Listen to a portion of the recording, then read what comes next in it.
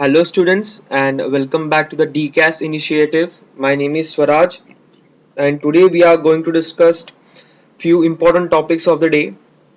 The first one is Pradhan Mantri Ujjwala Yojana.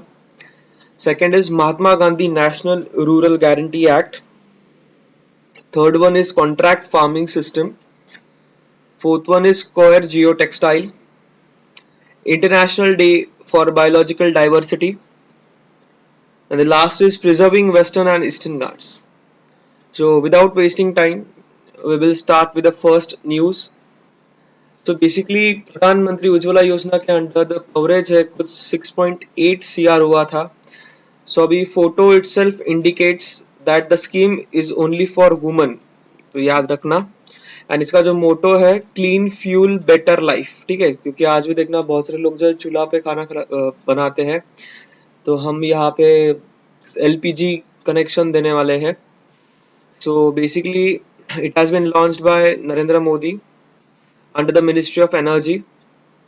ठीक है, तो अभी जो मिनिस्ट्री हैंडल कर रहे हैं उनका नाम है धर्मेंद्र प्रधान.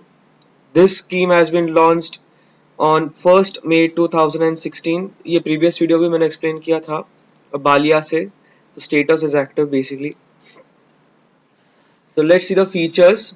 It is a deposit free LPG connection. ठीक है, तुमको कोई भी डिपॉजिट नहीं पे करना है. प्लस फाइनेंशियल असिस्टेंट ऑफ 1600 पर connection is given by the centre. तो पूरा सेंटर देता है. सो इसका जो टारगेट है इट वाज अर्लियर 50 मिलियन, अभी उसको 80 मिलियन कर दिया है.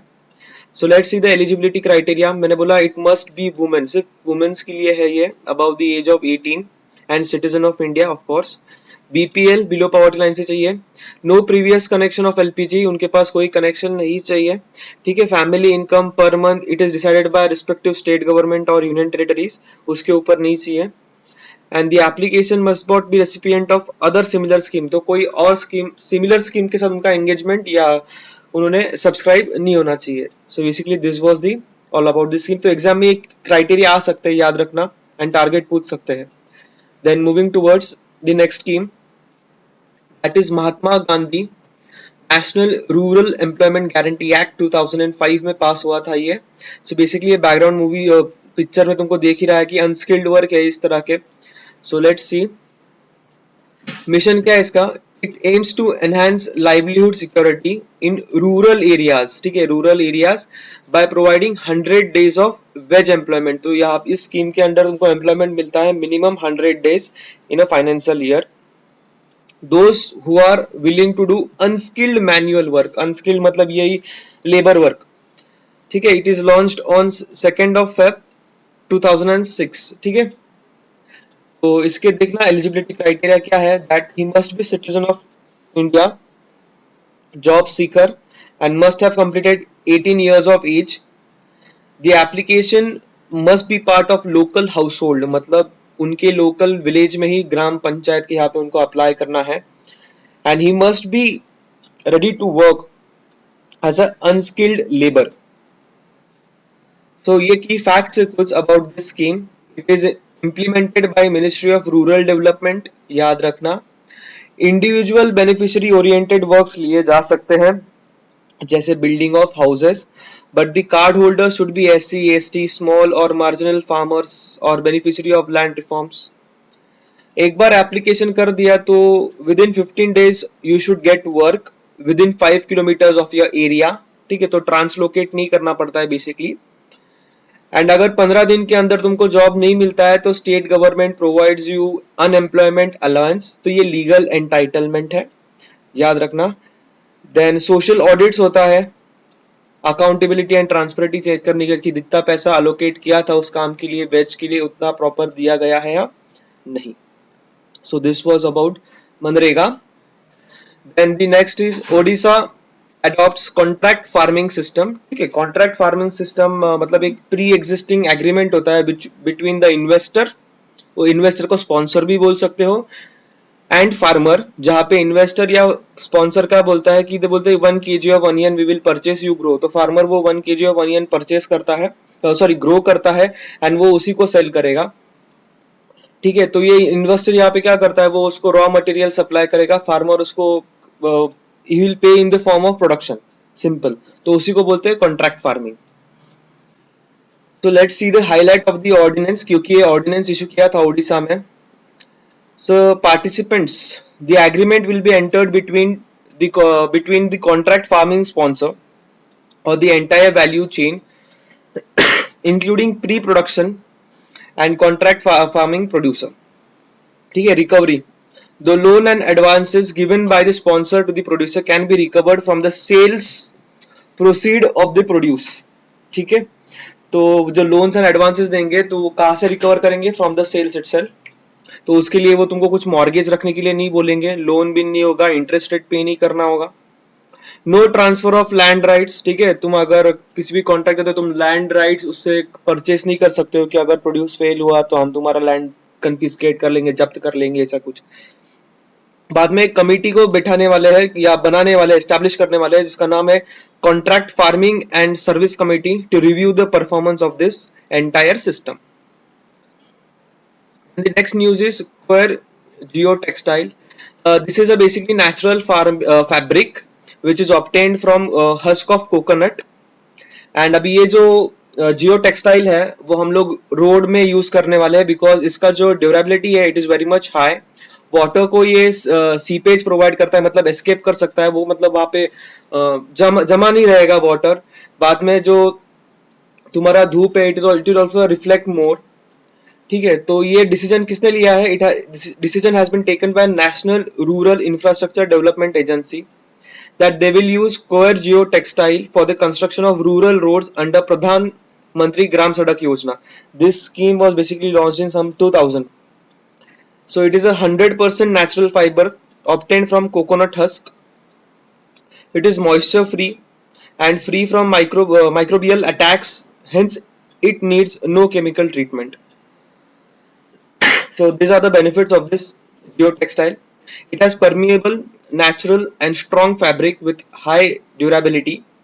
It protects the land surface and promotes quick vegetation. It is totally biodegradable and helps in soil stabilization. It can dissipate the energy of flowing water and absorb the excess of solar radiation. And this is the features of Pradhan Mantri Gram Sadak Yojana Phase 3. It has making decision to consolidate 125 kilometers of road.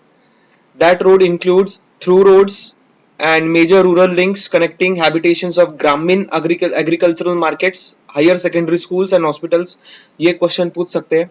And जो fundings है it is 60-40 for centre state and for north eastern states and Himachal Pradesh and Uttarakhand it is 90-10. तो याद रखना. तो ये basically fund sharing question exam में आ सकता है. Then International Day for Biological Diversity was celebrated on 22nd May and the theme was Our Solution Are in Nature. This day was celebrated from 1992. पहले initially it was celebrated on 29th of December till 2000. Then because 29 दिसंबर में हम लोगों ने एक convention को adopt किया था, that is effect में आया था, convention of biological diversity. But बाद में 2000 से इसको चेंज करके मई 22 कर दिया है to commemorate the adoption of convention at Rio Earth Summit. तो यहाँ पे ये डे याद रखना बहुत इंपॉर्टेंट है एंड थीम याद रखना बहुत इंपॉर्टेंट है. सो थीम क्या है? Our solutions are in nature. Last is preservation of Eastern and Western Ghats. अभी इन्होंने एक नोटिफिकेशन जारी किया है 6 स्टेट्स ने, केरला, कर्नाटका, गोवा, महाराष्ट्र, गुजरात एंड तमिलनाडु ने, to expedite the of ecological sensitive area of western Ghats. ठीक है. तो मतलब वेस्टर्न घाट्स को एंड ईस्टर्न घाट्स को प्रोटेक्ट करने के लिए उन्होंने बोला है कि एक एरिया बनाओ जिसको बोलते हैं इकोलॉजिकली सेंसिटिव एरिया. तो ये 6 स्टेट्स के नाम याद रखना. ठीक है. Kerala, Karnataka, Goa, Maharashtra, Gujarat and Tamil Nadu. So what is this eco-sensitive areas? The areas within 10 kilometers around protected areas, national parks and wildlife sanctuaries. ठीक है. यहाँ पे जो तुम्हारे certain activities होंगी वो prohibited होंगे, जैसे mining, and कुछ activities होंगे regulated, जैसे town building या कुछ को house बनाना है, तुम्हारे जो tourism spots है वो उसको regulate किए जाएंगे pollution free बनाने के लिए basically. And ये notify कौन करता है?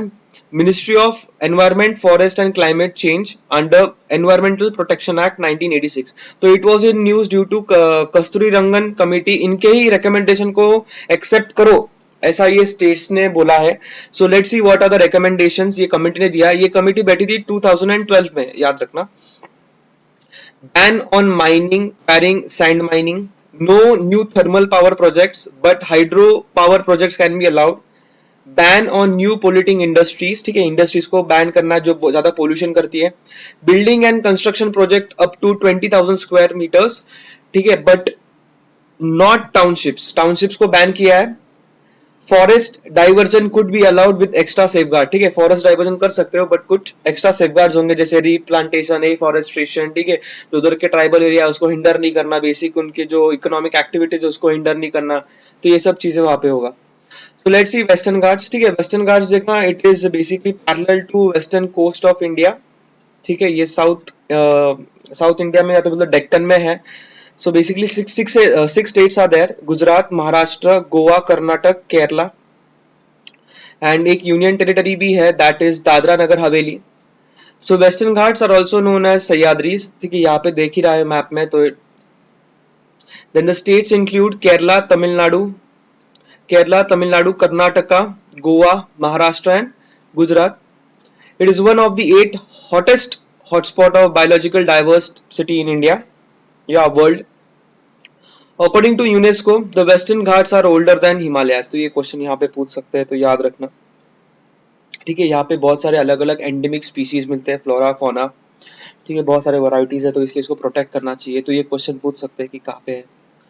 ईस्टर्न घाट्स देखना, ये ईस्टर्न कोस्टल प्लेन को सराउंडेड है समवेयर.